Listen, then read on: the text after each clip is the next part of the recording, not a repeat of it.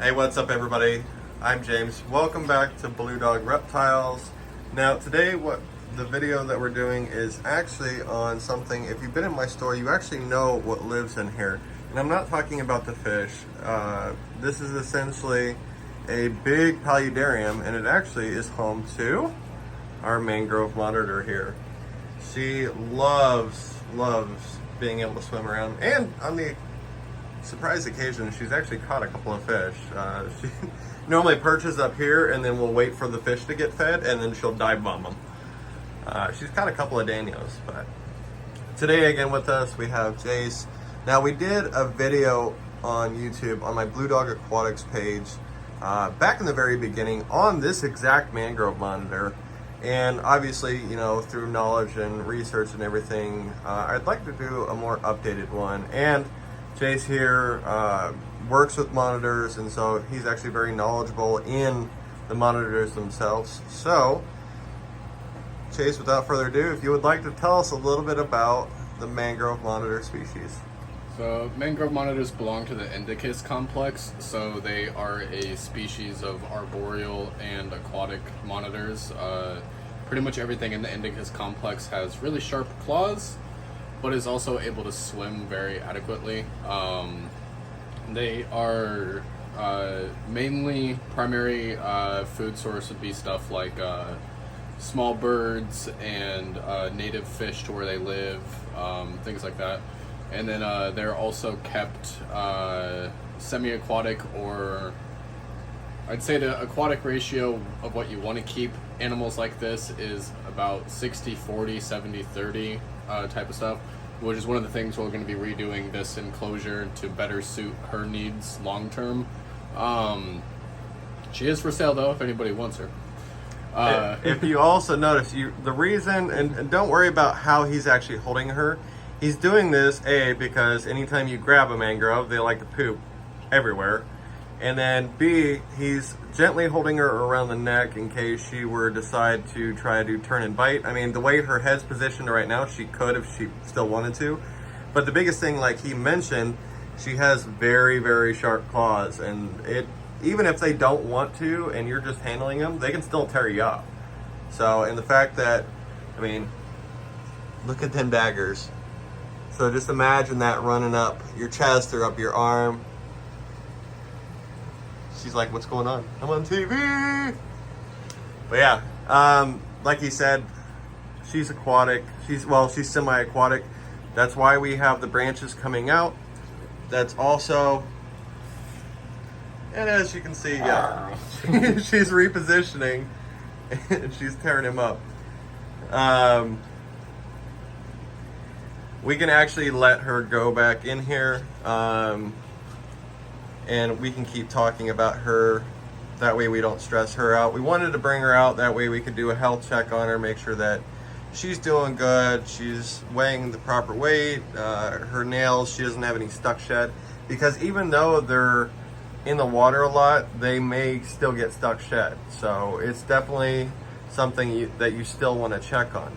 Now, if you remember from our other video in Blue Dog Aquatics, we had her in, substrate with, of course she was a lot smaller back then too, but the water ratio just wasn't perfect. As you can see with this is a much larger enclosure. This enclosure is about 6 foot long. It is about 2.5 foot tall, and there she goes. But we have her basking spot over here, some rocks. We are doing a big transformation. We're doing a custom scape. You can see there's her basking bulb up there. And, but yeah, we wanted to give her, and this is with all of our animals, we wanted to give them as natural of an environment as possible. And these guys, man, it's very impressive how long they can hold their water or their breath underwater. You can see her through the reflection kind of moving around. She's like, I don't know if I was okay with that, because she definitely isn't an animal that is worked with a lot. Chase has been working with her quite a bit to get her to tongue feed and kind of break a little bit of that attitude where she's used to being handled at least a little bit. That way you're not being torn up as much. But yeah, she's just chilling underwater. All the fish are like, oh my God, are we getting fed? No, you're not. But yeah, guys, we'll kick it back over to Chase so he can talk a little bit about the, we're going to close this up just because she can get out. But we'll have Chase talk about what temperatures you need to keep the basking spots and what all you properly need. And if you're wondering, like, well, where's your filtration? I don't see it. This has a custom sump that was built specifically for this paludarium. So we're good on filtration. So in terms of keeping mangrove monitors, or most any Indicus complex monitor, you're going to look at a basking spot of about 130 to 150, give or take, on the size of the animal, what you're feeding, how often you're feeding. I would say minimum that you'd look at 120 at the bare minimum is what you're going to be looking at temperature-wise for a basking spot. You always want to provide multiple if you can. And then you got UVA, UVB stripping and stuff like that for full cycle of calcium. And then food-wise and such like that, Indicus complex are all carnivorous. So, like as I mentioned before, whole prey of birds, small rodents, fish, etc. And that's why you want to have those temperatures so high, is that they're digesting bone along with all that. That high temperature allows them to digest properly and to then pass it through their system. And then for everything else though, temperatures ambient, you could have temperatures as low as mid 70s in some location, as long as throughout the enclosure most of it's 80, let's say 84, 88 is what you want to aim for, but those basking spots need to be well over 100. Now, as you can see, what he was talking about, the basking, like we pointed out, there's a basking bulb. Now you see this big channel up above that big light, that is all UVB, UVA. That's actually, I believe it's 4 different bulbs. And trust me, when it comes to the care of these animals, if you come in, I mean, you don't even want to know what the cost of that light was, but it's the right thing for her. It's the proper thing for her. So if you come into a store and you're complaining about, let's say your typical 36-inch UVB light, like, oh, well, that's a little expensive. It's $100. If you're complaining about a $100 light, you are not equipped, nor are you ready for a mangrove monitor, because as these animals grow, I mean, look at this setup. You're looking at a $10,000 setup. So, and she's not even full grown yet. And, you know, as they become bigger and, you know, obviously they're dirty, they defecate in the water, so you're changing out your filter socks, you're changing out the media, you're including ledges for basking. And like he said, we're going to go through and we're going to rescape this, so stay tuned for that upcoming video, because we're going to do a full scape with waterfalls in this enclosure. It's going to be absolutely crazy. I'll give you a little sneak preview. We're actually working on our green tree pythons custom enclosure with running waterfall. It's being hardscaped right now. We got to do a test today on the waterfall to make sure it's flowing right and everything. But so stay tuned for that video, because we will do a video on green tree pythons. But anything else you want to? I was going to leave one last tip for anyone. If you are ever having problems with getting a basking spot up to temperature, and you're using stuff like wood or just substrate and stuff, the reason why I have rocks there is rocks are a conductor. They actually hold heat.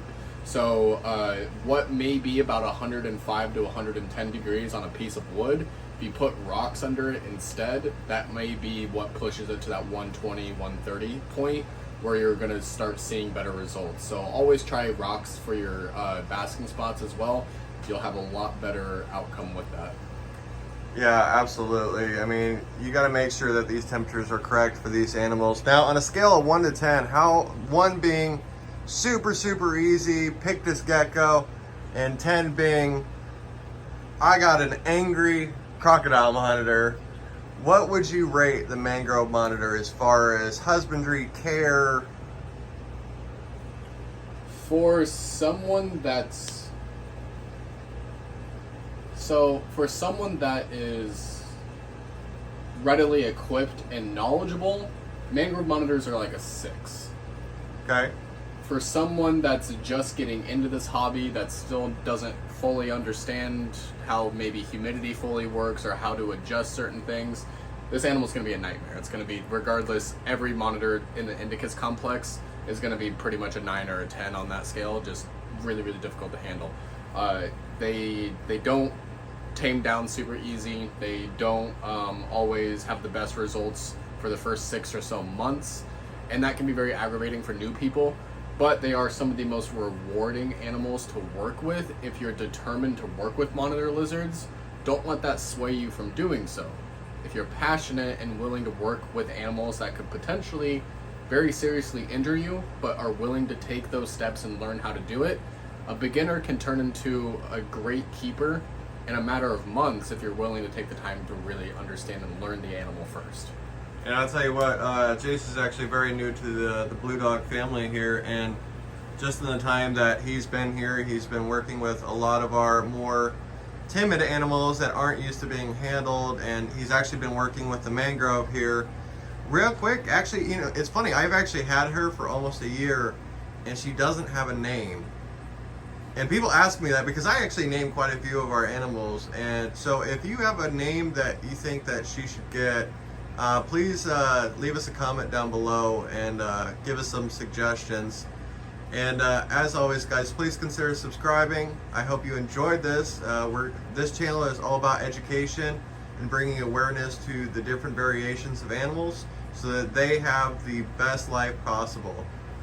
So with that being said, guys, thanks for watching, and let's see if we can get one more shot of her underwater. She's over here in the back corner. She's gonna be in the back corner, so probably not. Oh, there we go. Thanks for watching, guys. Tune in next Friday for our next video.